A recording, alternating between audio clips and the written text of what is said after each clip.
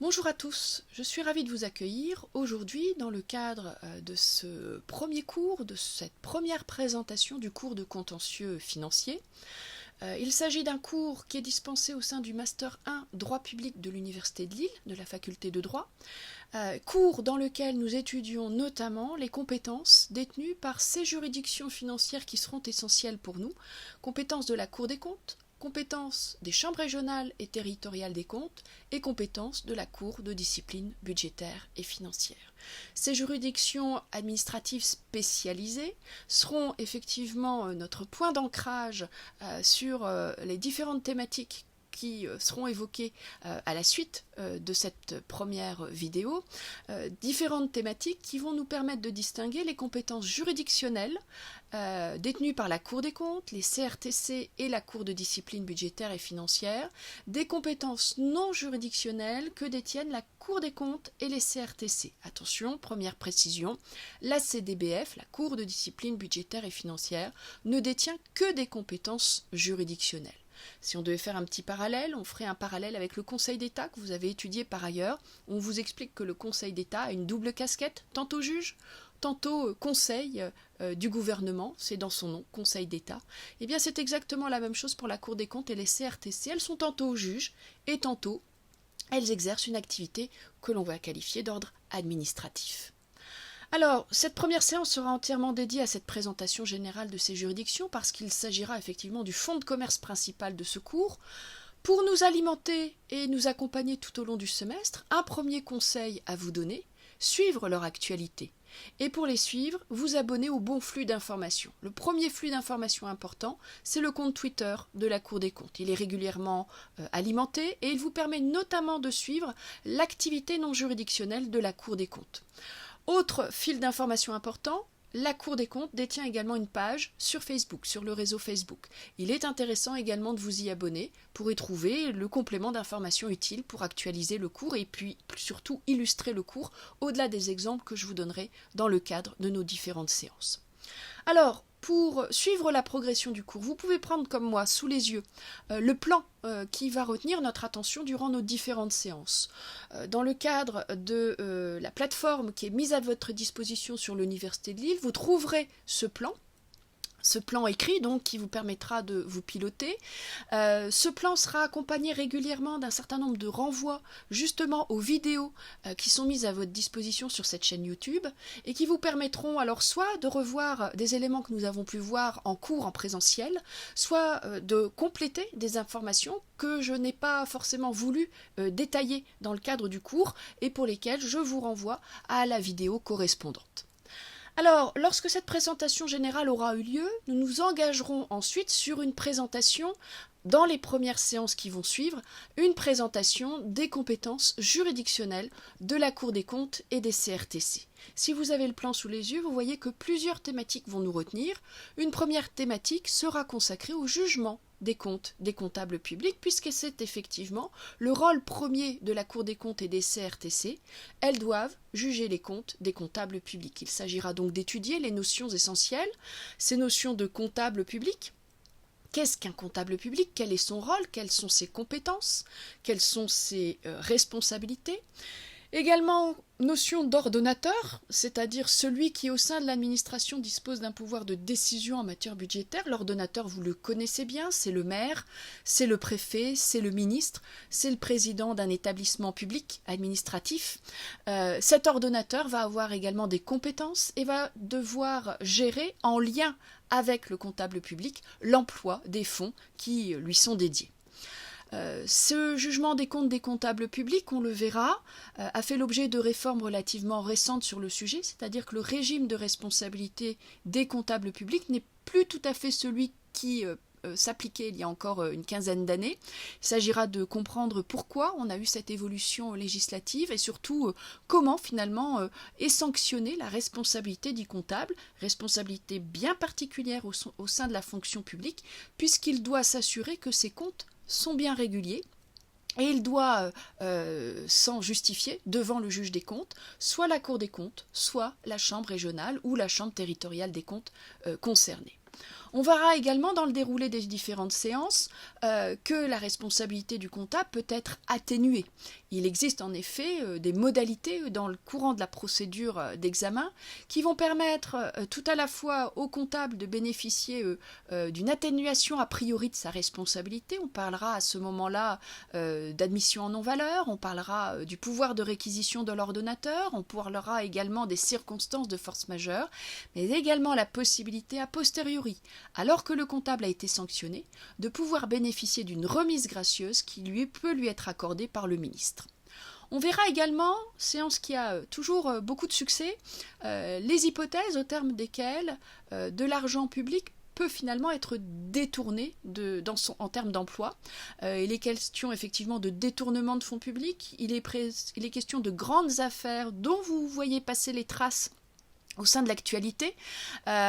séance qui a effectivement généralement beaucoup de succès, puisque c'est à l'occasion de cette séance que je vous explique comment on fait pour faire sortir de l'argent de la caisse publique.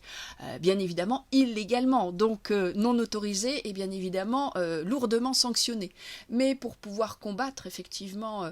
ces pratiques, encore faut-il connaître dans les grandes lignes comment ceux qui sont dotés ou en tout cas armés de mauvaises intentions, font pour essayer de détourner ces fonds publics. On verra également que même si le détournement de fonds publics est a priori hautement condamnable, on verra que pour ceux qui effectivement le pratiquent à des fins d'intérêt privé, le juge pénal d'ailleurs passe le plus souvent par là également. En revanche, dans d'autres hypothèses, alors qu'il s'agit seulement de mettre un petit peu d'huile dans les rouages administratifs, alors que l'emploi des fonds publics présente un certain nombre de caractéristiques qui prouvent une certaine lourdeur dans l'emploi des fonds. On verra que sans les excuser, on va pouvoir comprendre cette tendance qu'ont pu avoir certains responsables publics à vouloir mettre en place des dispositifs qui leur permettaient d'avoir des marges de manœuvre un petit peu plus conséquentes. Ces hypothèses de gestion de fait, puisqu'il est question effectivement de gestion de fait par opposition à la gestion de droit qui relève de la compétence du comptable, ces gestions de fait peuvent être sanctionnées, je viens de le dire, par le juge pénal, peuvent également être sanctionnées par le juge des comptes qui va demander justement à ces personnes de rendre des comptes sur l'emploi des fonds publics. On illustrera à ce moment-là le propos puisque beaucoup d'affaires ont fait finalement les frais des médias, ont supporté effectivement un éclairage médiatique relativement conséquent. On parlera d'un certain nombre de collectivités plus ou moins concernées par le sujet, la commune de Nice, la ville de Levallois-Perret, la ville d'Hénin-Beaumont, qui sont autant d'illustrations effectivement et de cas concrets qui vont nous permettre de comprendre comment on peut mettre en place ainsi des dispositifs qui permettent de faire sortir de l'argent de la caisse publique. On envisagera également dans le déroulé des séances les voies de recours possibles, les possibilités d'appel et de cassation. Après tout, nous sommes dans du contentieux administratif, il est donc logique d'envisager des voies de recours possibles, sachant que, alors que l'on parle de juridiction administrative spécialisée, le juge de cassation concerné sera pour nous le Conseil d'État. Il sera donc question effectivement du rôle joué par le Conseil d'État à l'égard du juge des comptes et de se positionner par rapport à la jurisprudence qui a pu parfois être en décalage entre la Cour des comptes et son juge de cassation, ce qui a d'ailleurs généré un certain nombre de frictions entre les deux. On évoquera à ce moment-là un potentiel conflit entre le juge des comptes et son juge de cassation. Lorsque nous en aurons terminé avec l'examen de cette compétence juridictionnelle essentielle détenue par la Cour des comptes et les CRTC, nous envisagerons ensuite les compétences détenues par la Cour de discipline budgétaire et financière. La CDBF exerce également un contrôle sur l'emploi des fonds publics. On pourrait presque imaginer une compétence concurrente, puisque à brûle-pourpoint, on imagine mal comment deux juges pourraient être compétents pour examiner l'emploi des fonds publics. Eh bien, la différence se positionnera par rapport à ces notions essentielles que nous aurons étudiées à ce moment-là, depuis pas mal de séances alors, les notions d'ordonnateur et les notions de comptable. Le juge des comptes a compétence à l'égard des comptables publics. La Cour de discipline budgétaire et financière a compétence à l'égard des administrateurs, dont font partie les ordonnateurs. Et c'est ce qui explique que pour une même affaire, finalement, on peut avoir tout à la fois l'intervention d'une décision rendue par le juge des comptes à l'égard du comptable et l'intervention d'une décision rendue par la CDBF à l'égard de l'ordonnateur.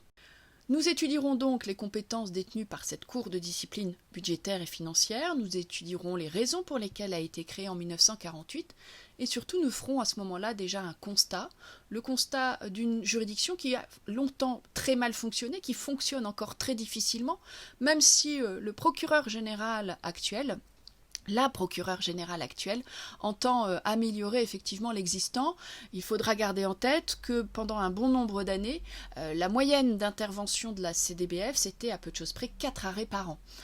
Cette moyenne a progressé, on est à peu de choses près sur 7-8 arrêts par an sur cette dernière décennie, et avec effectivement une progression à constater sur l'année 2019 et sur l'année 2018. Nous verrons ces chiffres en temps utile, mais déjà ici, pour vous planter un petit peu le décor général et vous faire comprendre un certain nombre de problématiques qui vont constituer un petit peu le fil directeur de nos séances.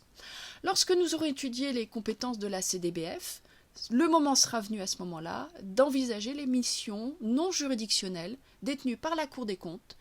Cette mission essentielle se base notamment désormais sur les dispositions de l'article 47-2 de la Constitution. Cet article sera pour nous essentiel, il constituera la clé d'entrée qui nous permettra de comprendre effectivement les compétences globalement dédiées à la Cour des comptes dans sa mission d'assistance qu'elle exerce à l'égard des assemblées parlementaires et du gouvernement. Lorsque ces éléments seront étudiés, nous entrerons un petit peu plus dans le détail pour se rappeler que depuis 1807 déjà, la Cour des comptes a compétence pour l'examen de la gestion publique à l'époque de l'ensemble des administrations. Depuis 1982, depuis que les CRTC ont été créés, avec une répartition des compétences, les CRTC ayant compétence pour examiner la gestion publique locale. Il s'agira donc ici de distinguer entre les deux et surtout de préciser les modalités respectives. Lorsqu'on en sera à ce moment-là dans l'étude effectivement des compétences détenues par la Cour des comptes et les CRTC, on aura étudié également les outils à disposition de la Cour et des CRTC pour réaliser leur activité, et on aura eu l'occasion à ce moment-là de parler je dirais de la partie émergée de l'iceberg, le rapport public annuel de la Cour des comptes, qui est depuis quelques années maintenant rendu public en février de chaque année, et qui bien évidemment en février prochain retiendra toute notre attention bien évidemment. Lorsque cette étude de l'examen des fonds publics, de l'emploi de la gestion des fonds publics par la Cour des comptes et les CRTC sous ce volet non juridictionnel aura été effectuée, nous préciseront alors les compétences détenues par les CRTC en raison d'une compétence qui leur a été exclusivement donnée par la force des choses, puisqu'elle concerne les collectivités locales et qu'elles ont vocation à s'exercer dans le cadre de la décentralisation.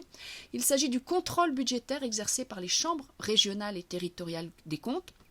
un contrôle budgétaire qui va conduire ces juridictions effectivement à se positionner par rapport à un certain nombre d'actes budgétaires, et notamment à se positionner par rapport à l'équilibre des budgets locaux, au délai d'adoption de ces budgets locaux et à l'introduction dans ces budgets locaux des crédits nécessaires au paiement des dépenses obligatoires. Voilà grossièrement, vraiment très grossièrement brossé le contenu de ce qui va nous attendre à ce moment-là. Ce qui vous sera longuement précisé dans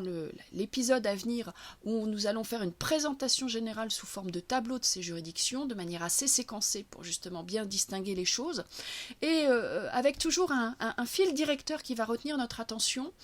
notamment sur les compétences juridictionnelles, à savoir la jurisprudence de la Cour européenne des droits de l'homme, qui va, on va le voir, assez régulièrement venir gêner l'activité des juridictions financières, et surtout sur le volet juridictionnel, puisque si les réformes des juridictions financières s'avèrent être finalement relativement récentes, on va parler de 2011, on va parler de 2008, il faudra constater que si elles sont aussi récentes, c'est parce que en parallèle,